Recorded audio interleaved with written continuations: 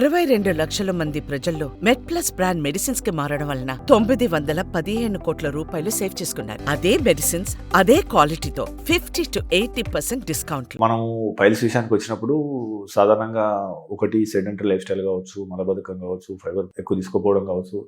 అంటే ఎటువంటి కారణాలు మనకి ఈ పైల్స్కి కారణం అవుతున్నాయి?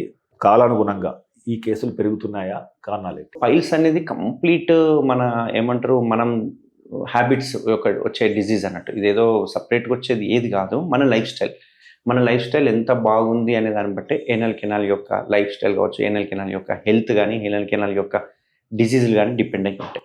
ఎప్పుడైతే మలబద్ధకం స్టార్ట్ అయ్యింది అంటే ఏనల్ కెనాల్లో ఫిషర్ వచ్చే అవకాశాలు ఉంటాయి. పైల్స్ కానీ, ఫిస్టులాలు కానీ, ఇవి ఏవైనా వచ్చే అవకాశాలు ఓన్లీ మన కాన్స్టిపేషన్, మలబద్ధకం గురించి ఉంటుంది.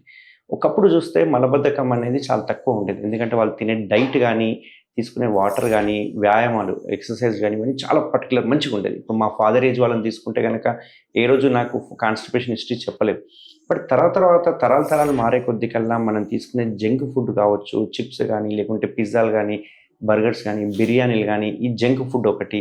రెండోది ఆల్కహాల్ కంటెంట్ కూడా 15% కంటే ఎక్కువ దాటింది అంటే కనుక కాన్స్టిపేషన్ కాజ్ చేస్తుంది. ఎందుకు అంటే ఇది డీహైడ్రేషన్ అయిపోతుంది. డీహైడ్రేషన్ కావడం వల్ల మోషన్లో ఉన్న వాటర్ అంతా అబ్జార్బ్ అయిపోవడం వల్ల మోషన్ అనేది హార్డ్గా ఫామ్ అయిపోతుంది. సపోజ్ మీరు ఒక సాఫ్ట్వేర్ ఇంజనీర్ తీసుకోండి.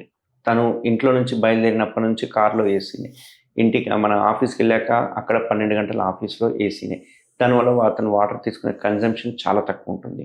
అండ్ ఫుడ్ కూడా తీసుకుంటే అసలు ఫైబర్ కంటెంట్ చాలా తక్కువ తీసుకుంటున్నాం. ఫైబర్ యొక్క ఇంపార్టెన్స్ తెలియట్లేదు. దానివల్ల ఏమవుతుందంటే కాన్స్టిపేషన్ స్టార్ట్ అయ్యే వరకు ఎర్లీ ఏజ్లోనే పైల్స్కి గురవుతున్నారు. ఎర్లీ ఏజ్లోనే ఫిషర్ కానీ, ఫిస్టులాలు కానీ వస్తున్నాయి. సో ఇలాగే కనుక మనము కాన్స్టిపేషన్కి లోనై ఫైబర్ తక్కువ తీసుకుంటే చివరికి పెద్ద పేకి వచ్చే క్యాన్సర్లు కూడా వచ్చే అవకాశాలు అనేవి 100% ఎక్కువ ఉంటాయి ఈ కాలంలో.